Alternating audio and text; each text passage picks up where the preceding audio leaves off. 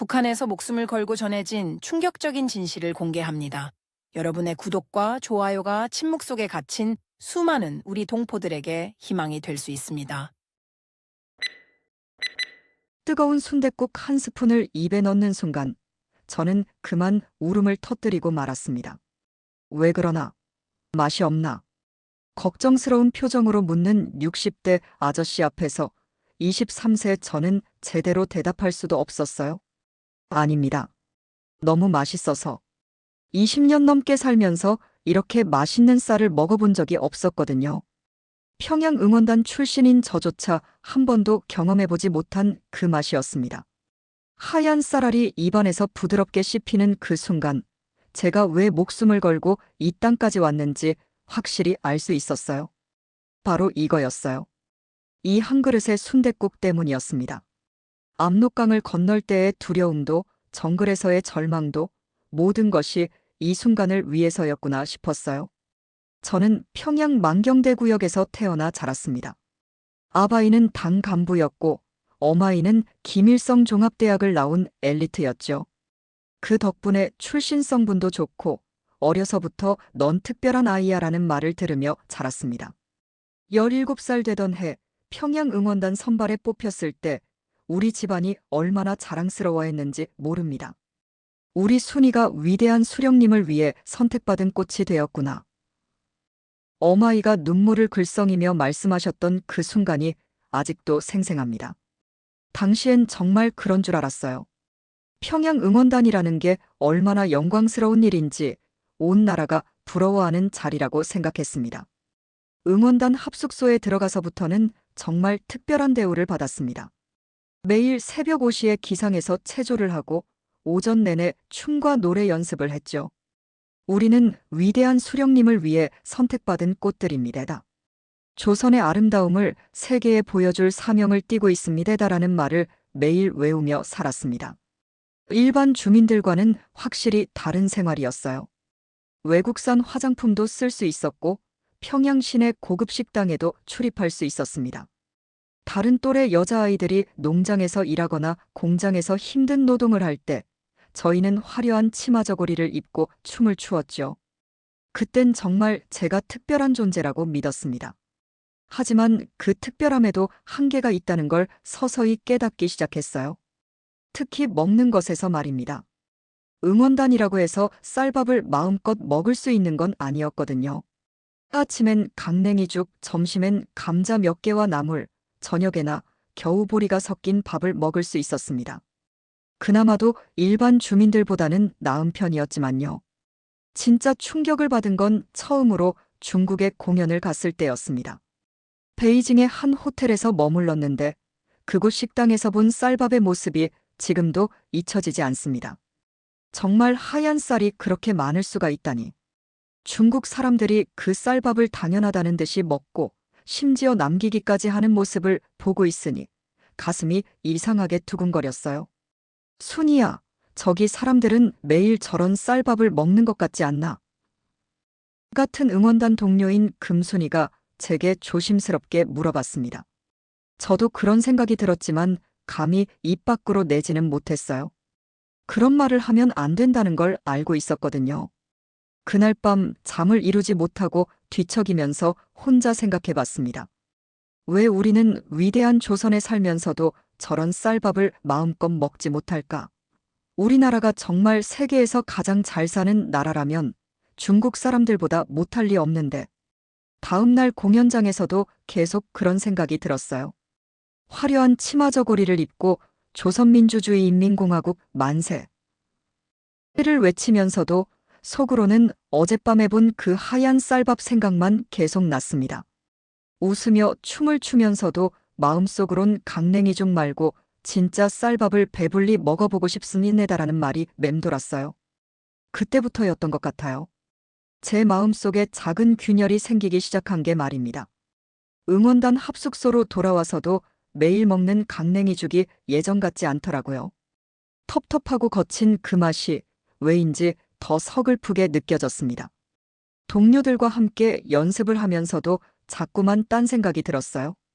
우리가 이렇게 열심히 춤추고 노래해봤자 결국 강냉이죽이나 먹으며 살아야 하는 건 아닐까 하는 생각 말입니다. 물론 그런 생각을 입 밖으로 내지는 못했죠. 혹시라도 누가 듣게 되면 큰일 날 걸 알고 있었으니까요. 그래도 그때까지만 해도 저는 여전히 충성스러운 조선의 딸이었습니다. 무대에 서면 진심으로 웃었고 위대한 수령님에 대한 찬양도 마음을 다해 불렀어요. 다만 가끔씩, 정말 가끔씩만 다른 곳은 어떨까 하는 호기심이 스쳐 지날 뿐이었습니다. 지금 생각해보니 그때가 제 인생의 첫 번째 전환점이었던 것 같습니다. 그 작은 의문의 씨앗이 결국 저를 이 자리까지 이끌어왔으니까요. 아저씨가 주문해주신 이 순댓국처럼 제가 그토록 갈망했던 진짜 쌀밥을 먹게 해준 시작점이었던 거죠. 그 작은 의문의 씨앗은 시간이 지날수록 점점 더 크게 자라났습니다. 특히 두 번째 중국 공연을 갔을 때 일어난 일은 제 인생을 완전히 바꿔놓았어요. 지금도 그 순간을 생각하면 가슴이 두근거립니다. 베이징 호텔에서 머물던 어느 날 밤 금순이가 조용히 제게 다가왔습니다. 순이야, 나 방금 텔레비전에서 이상한 걸 봤어. 너도 와서 보자. 몰래 따라가 보니 호텔방 한 구석에서 금순이가 중국 텔레비전을 보고 있더라고요. 화면에는 우리가 한 번도 본 적 없는 드라마가 나오고 있었습니다. 처음엔 중국 드라마인 줄 알았는데 자세히 보니 우리말을 하고 있었어요. 그런데 우리가 쓰는 말과는 좀 달랐습니다. 아버지, 어머니라고 하더라고요.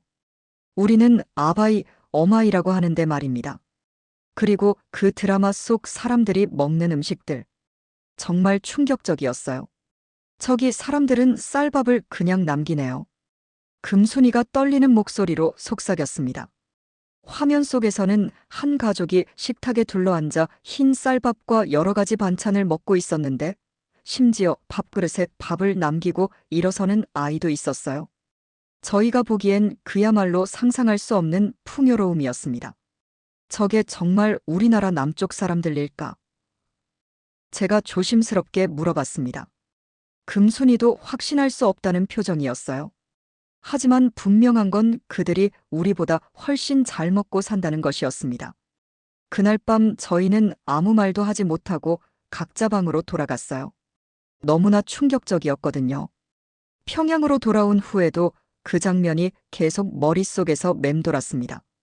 우리가 배운 게 진짜 맞을까요? 남조선이 정말 우리보다 못 사는 나라일까요? 이런 생각들이 자꾸만 들었어요.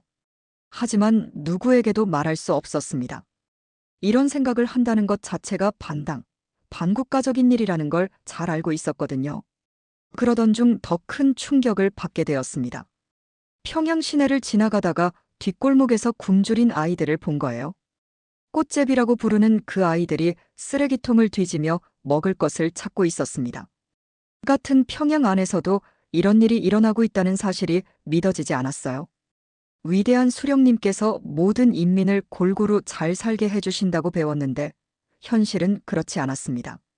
심지어 응원단 간부들도 몰래 장마당에서 중국산 쌀을 사서 먹는다는 소문을 들었어요. 위대한 수령님도 우리처럼 강냉이죽 드실 리는 없겠지 하는 불경스러운 생각까지 들기 시작했습니다. 그 무렵 고향에서 아바이 편지가 왔습니다. 순이야, 올해 농장 배급이 또 줄어들었다. 어마이는 하루 걸러 하루씩 죽만 끓여 먹고 있어. 딸아, 응원단에서는 쌀밥 먹는다며. 아바이는 또 죽만 먹었다. 너라도 잘 먹고 건강해야 우리가 마음이 놓인다.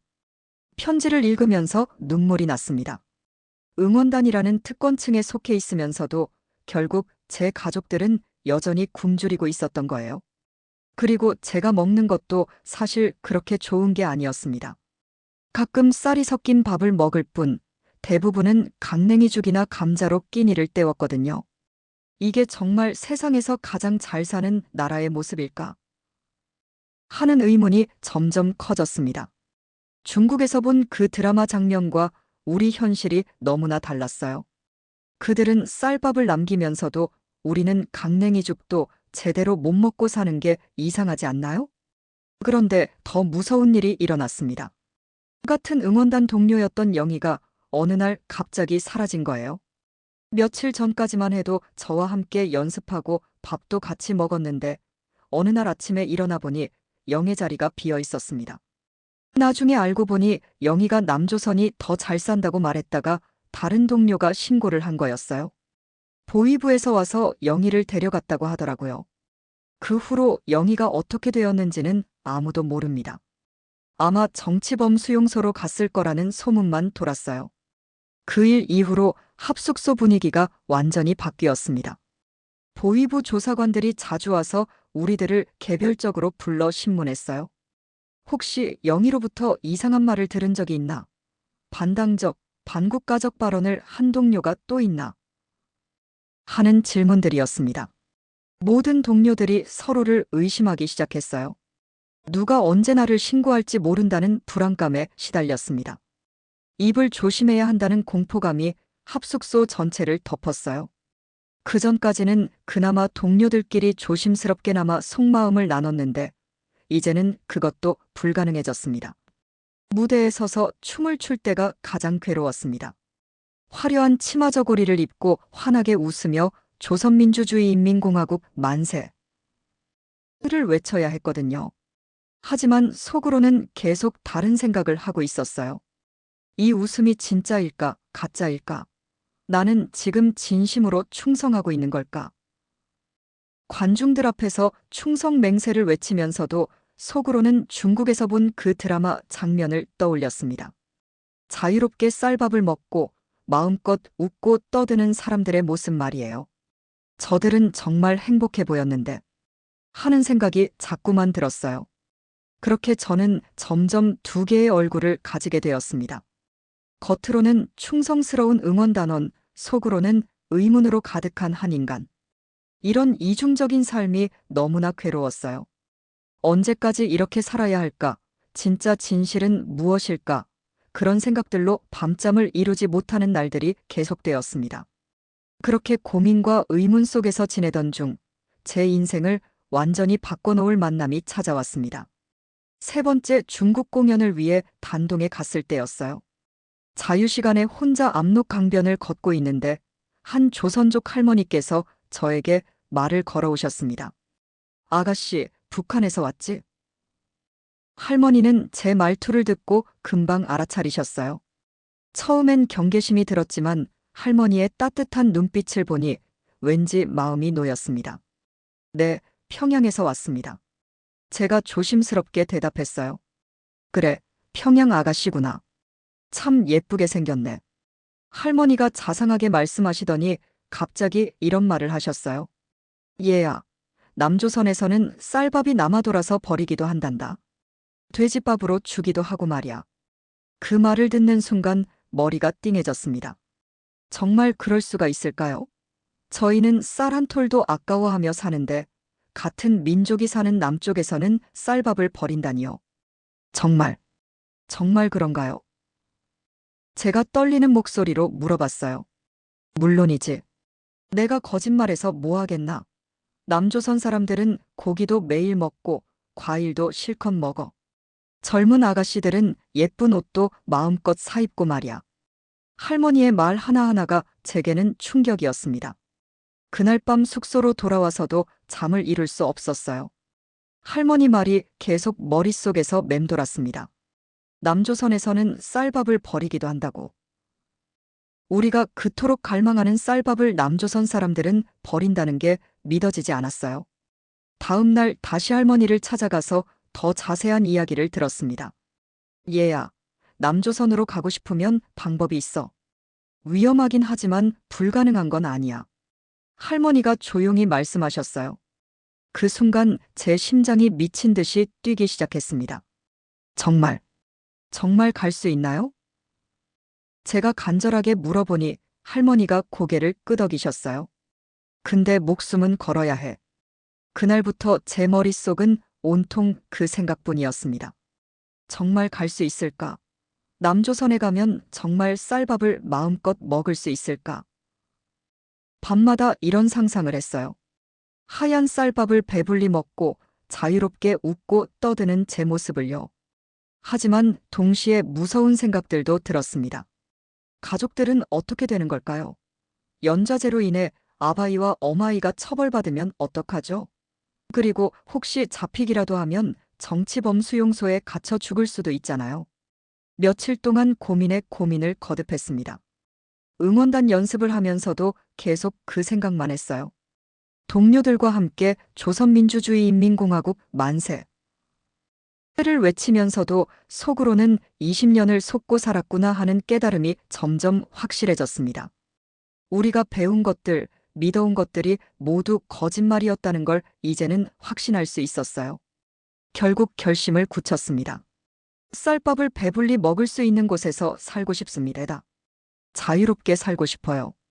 다시 할머니를 찾아가서 이렇게 말씀드렸어요.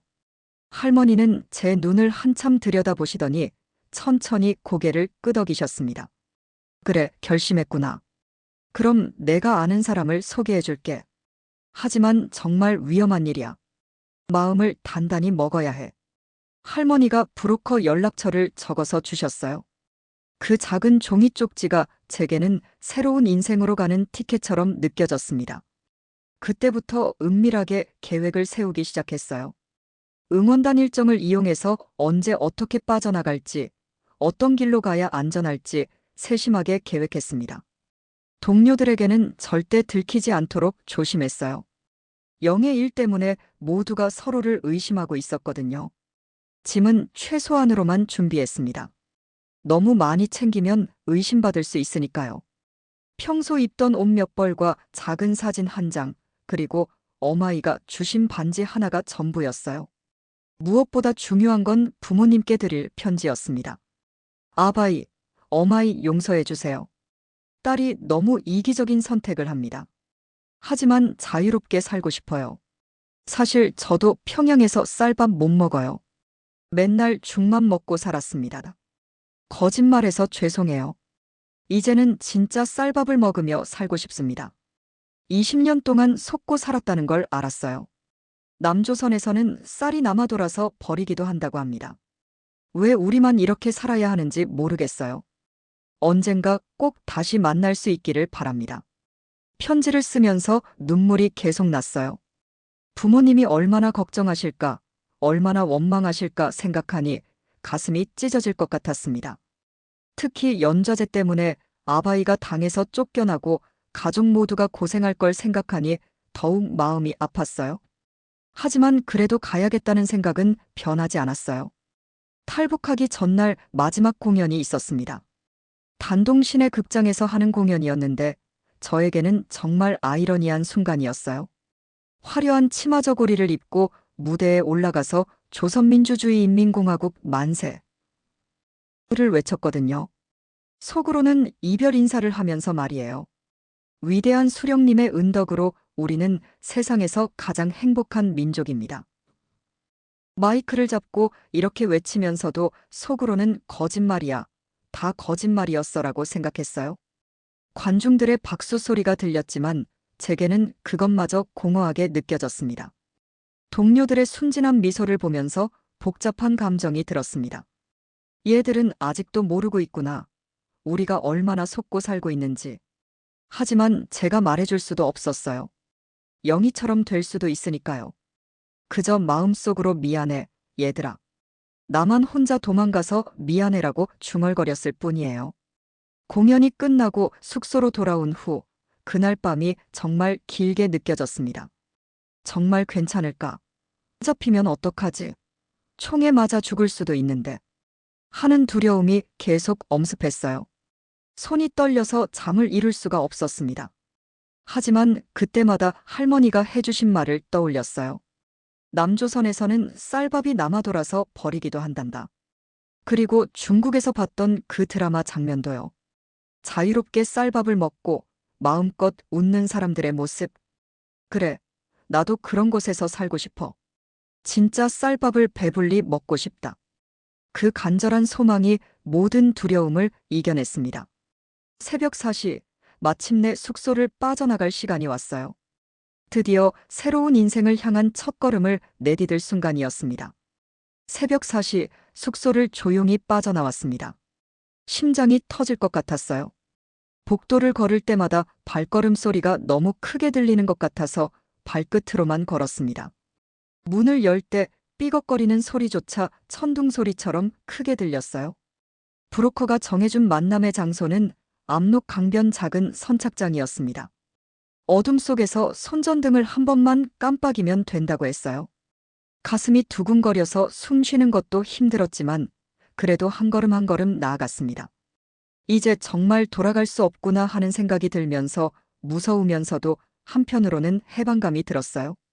선착장에 도착해서 손전등을 깜빡이니 어둠 속에서 한 남자가 나타났습니다. 아가씨가 그 응원단이지? 브로커는 생각보다 젊은 사람이었어요. 시간이 없어. 지금 당장 강을 건너야 해. 그의 말투가 급했습니다. 작은 고무보트에 몸을 맡기고 압록강을 건너는 순간 정말 이상한 기분이었어요. 저 아래 흐르는 강물이 북한과 중국을 나누는 경계선이구나 싶었어요. 물소리가 유난히 크게 들렸고 혹시 누가 볼까봐 몸을 최대한 웅크리고 있었습니다. 중국 땅에 발을 디딘 순간 다리에 힘이 풀려서 주저앉을 뻔했어요. 이제 정말 북한 사람이 아니구나 하는 실감이 들면서 무서움과 기대감이 동시에 밀려왔습니다. 브로커가 아직 안전하지 않아. 여기서부터가 진짜 시작이야라고 말했을 때 제가 얼마나 순진했는지 깨달았어요. 중국 국경 지역에서의 생활은 상상했던 것보다 훨씬 힘들었습니다. 낮에는 작은 창고에 숨어 있어야 했고 밤에만 조금씩 이동할 수 있었어요. 중국 공안들이 수시로 단속을 한다는 얘기에 항상 긴장 상태였습니다. 잡히면 바로 북한으로 송환된다고 하니까요.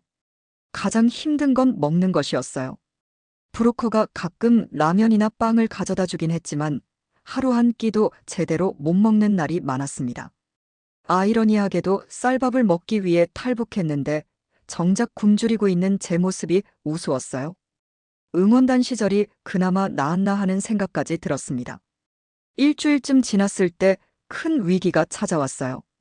브로커가 갑자기 돈을 더 달라고 하는 거예요. 상황이 바뀌었어. 공안들 단속이 심해져서 더 위험한 길로 가야 해. 돈이 더 필요해. 하지만 저한테 돈이 어디 있겠어요? 응원단원한테 그런 돈이 있을 리 없잖아요. 돈이 없으면 여기서 내려야 해. 아니면 브로커의 눈빛이 이상해졌어요. 그때 저는 정말 무서웠습니다. 이 사람이 저를 어디 팔아넘길 수도 있겠다는 생각이 들었거든요. 결국 어마이가 주신 반지를 내줄 수밖에 없었어요. 마지막 추억까지 넘겨주면서 제발 한국까지만 데려다 주세요라고 빌었습니다. 며칠 후 더 큰 배신이 기다리고 있었어요. 새로운 장소로 이동한다며 데려간 곳에서 브로커가 사라진 거예요. 아침에 일어나 보니 혼자 남겨져 있었습니다.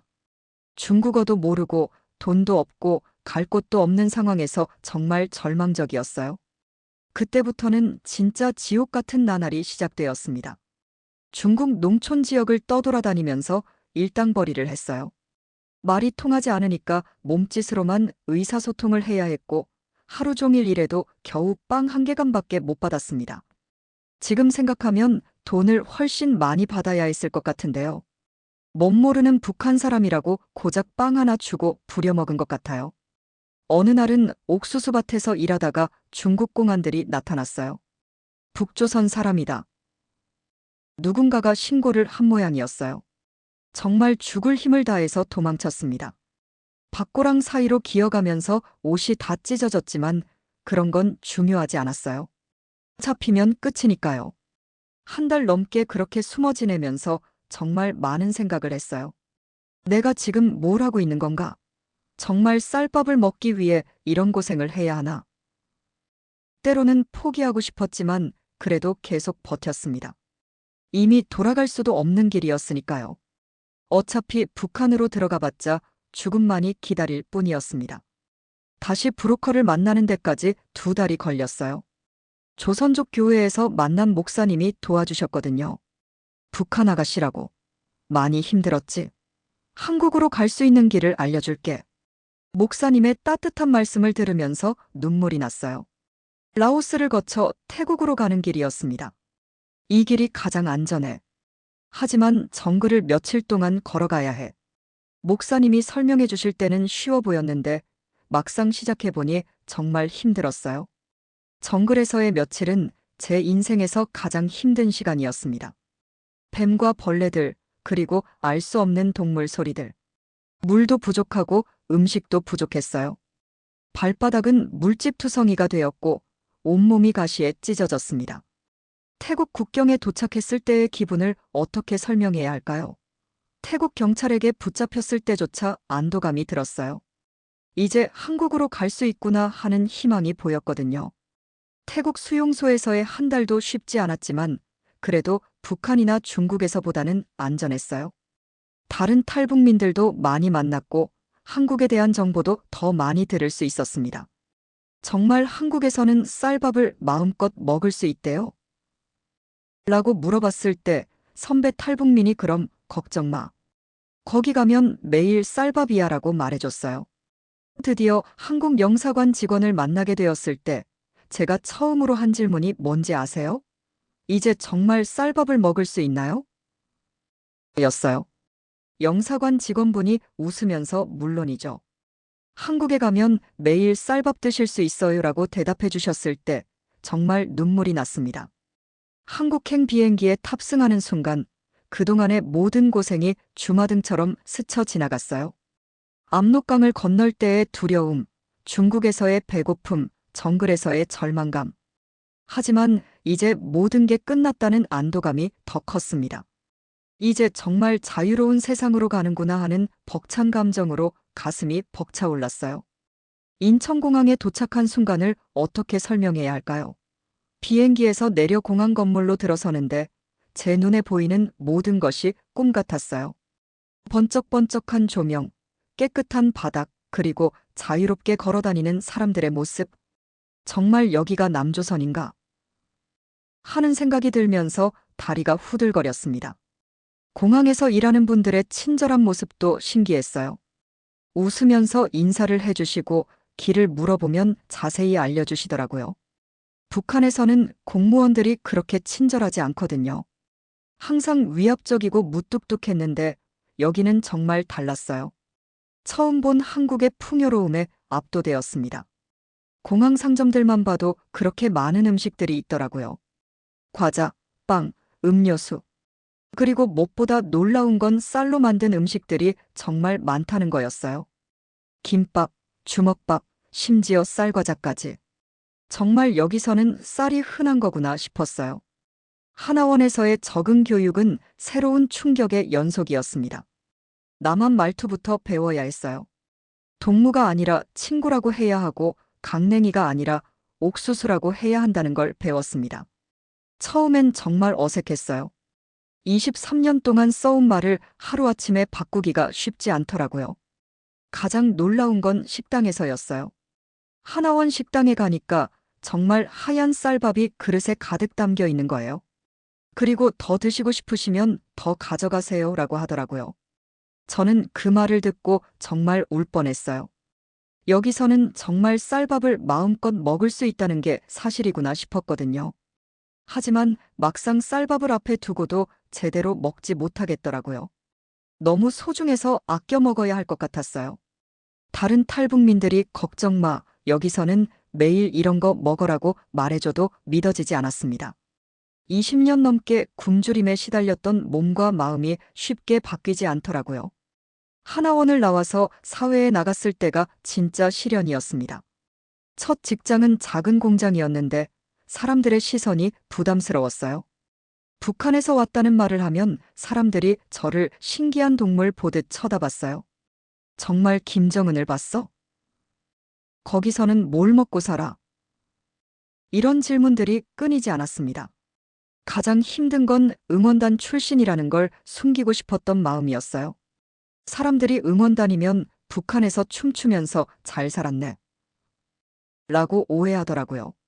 저희도 결국은 굶주렸고 자유가 없었다는 걸 이해해주지 못했어요. 그래서 그냥 평양에서 왔다고만 말했습니다. 더 큰 문제는 음식을 제대로 먹지 못하는 제 자신이었어요. 정부에서 지원금도 주고 월급도 받았는데도 음식을 사서 먹는 게 무서웠어요. 이걸 다 먹어도 괜찮을까? 내일 또 먹을 수 있을까? 하는 불안감이 계속 들었거든요. 마트에 가서 쌀을 사려고 해도 손이 떨렸어요. 20kg들이 쌀 포대를 보면서 이걸 다 사도 되나? 하는 생각이 들었어요. 결국 싸고 작은 보리만 사서 조금씩 아껴 먹었습니다. 하루에 밥 한 공기만 먹고 나머지는 라면이나 빵으로 때웠어요. 직장 동료들이 점심 같이 먹자고 해도 자꾸 사양했어요. 외식을 하면 돈이 많이 나가잖아요. 그 돈이 아까웠던 게 아니라 그렇게 쓰면 나중에 굶을 수도 있다는 불안감 때문이었어요. 동료들은 제가 인색해서 그런다고 오해했지만 사실은 쌀밥을 먹으면 부르주아라고 잡혀간다는 북한 사상 교육을 받은 트라우마 때문이었어요. 그렇게 몇 달을 지내면서 점점 더 위축되어 갔어요. 체중도 많이 빠졌고 늘 피곤했습니다. 자유로운 세상에 왔는데도 정작 그 자유를 누리지 못하고 있는 제 모습이 답답했어요. 그러던 어느 추운 겨울날이었어요. 퇴근길에 작은 식당 앞을 지나가는데 따뜻한 음식 냄새가 났어요. 배는 고픈데 돈 쓰기는 아까워서 그냥 서서 냄새만 맡고 있었어요. 유리창 너머로 사람들이 뜨거운 음식을 먹는 모습을 보면서 나도 저렇게 마음 편히 먹고 싶다 하는 생각이 들었습니다. 그때 뒤에서 누군가가 말을 걸어왔어요. 아가씨, 춥지? 들어가서 뭐 좀 먹고 가게. 돌아보니 60대쯤 되어 보이는 온화한 인상의 남성분이 계셨어요. 회색 머리에 두꺼운 안경을 쓰신 정말 인자해 보이는 아저씨였어요. 아, 아닙니다. 내래 그냥. 제가 당황해서 사양하려고 하니까 아저씨가 웃으면서 말씀하셨어요. 괜찮아, 괜찮아. 아저씨가 심심해서 그래. 혼자 먹기 적적하거든.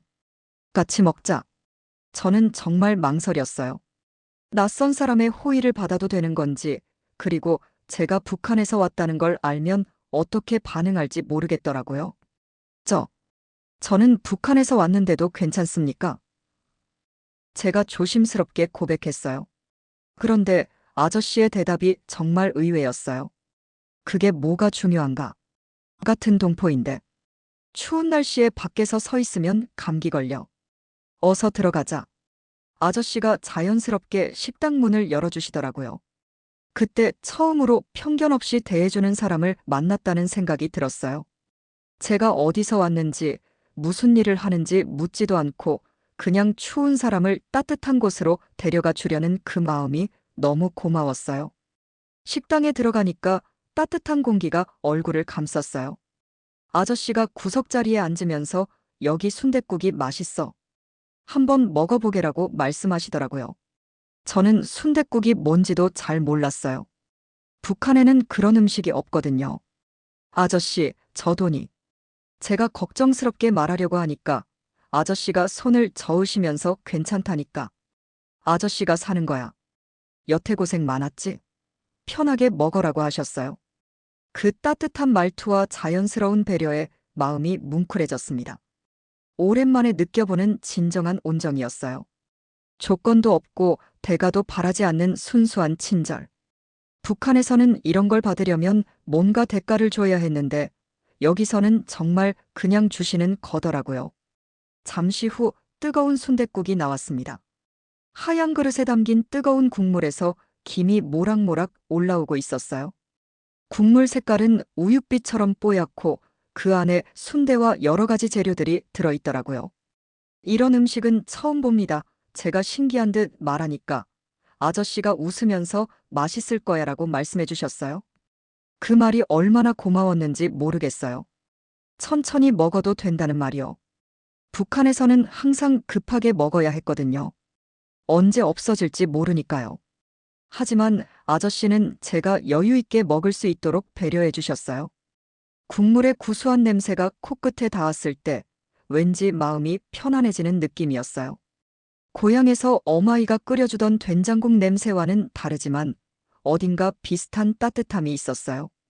이 냄새 참 좋네요. 제가 중얼거리니까 아저씨가 만족스러운 표정을 지으셨어요. 숟가락을 들고 첫 번째 국물을 떠서 입에 넣는 순간 정말 놀랐어요. 뜨거운 국물이 입안에서 퍼지면서 느껴지는 그 깊은 고기 맛. 그리고 무엇보다도 그 국물 속에 들어있는 쌀알들을 씹는 순간이었어요. 부드럽고 쫄깃한 쌀의 식감이 혀끝에서 느껴졌어요. 이게 쌀밥이지. 마음속으로 이렇게 생각하면서 천천히 씹어 삼켰어요. 20년 넘게 그토록 갈망했던 그 맛이었어요. 응원단 시절에도, 중국에서 도망 다닐 때도, 정글에서 헤맬 때도 계속 꿈꿔왔던 바로 그 맛이었습니다. 두 번째 숟가락을 뜨는데 손이 떨렸어요. 순대 한 조각과 함께 든 국물을 입에 넣으니 더욱 진한 맛이 느껴졌어요. 그 순간 갑자기 눈앞이 흐려지기 시작했어요. 눈물이 차올라오는 걸 막을 수 없었거든요. 목구멍으로 넘어가는 쌀알 하나하나가 너무나 소중하게 느껴졌어요.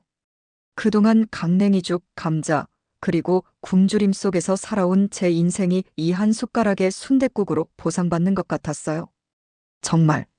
정말 맛있다.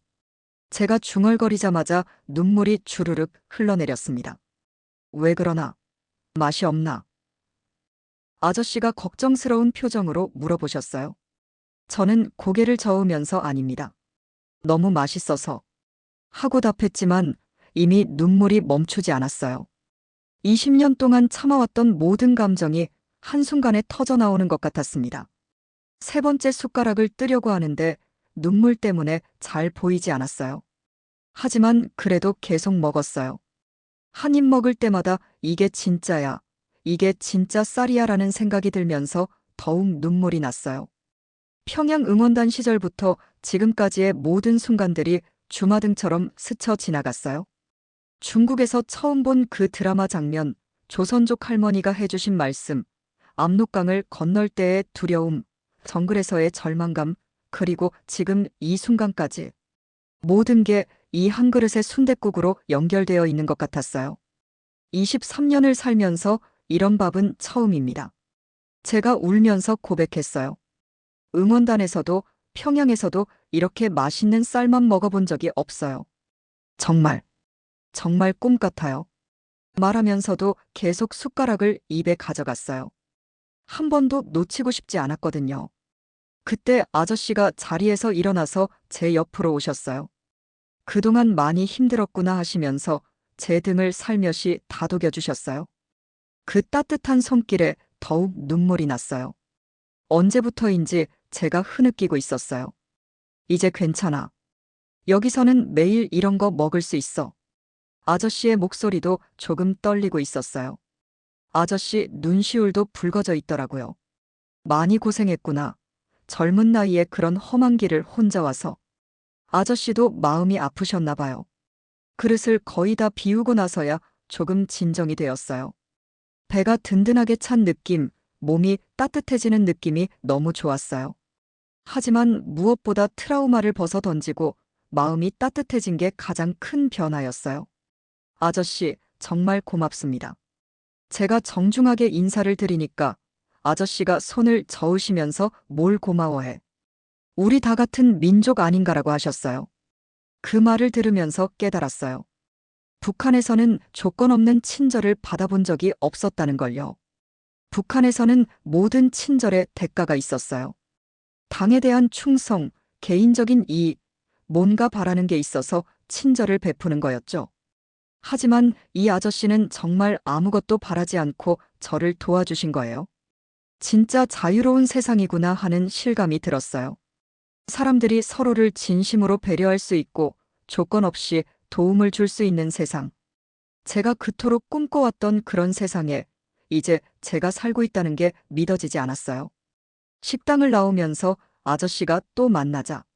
힘들면 언제든 연락해라고 하시면서 전화번호를 주셨어요. 그 작은 종이 쪽지가 제게는 새로운 희망이었어요. 이 낯선 땅에서도 저를 따뜻하게 대해줄 사람이 있다는 것. 그것만으로도 앞으로의 삶에 대한 용기가 생겼어요. 그날 밤 집에 돌아가서 거울을 보니까 제 얼굴이 달라져 있었어요. 몇 달 동안 계속 어둡고 위축되어 있던 표정이 이제는 조금 밝아져 있더라고요. 한 그릇의 순댓국이, 한 사람의 따뜻함이 저를 이렇게 바꿔놓은 거예요. 이제 정말 새로운 인생이 시작되는구나 하는 생각이 들었어요.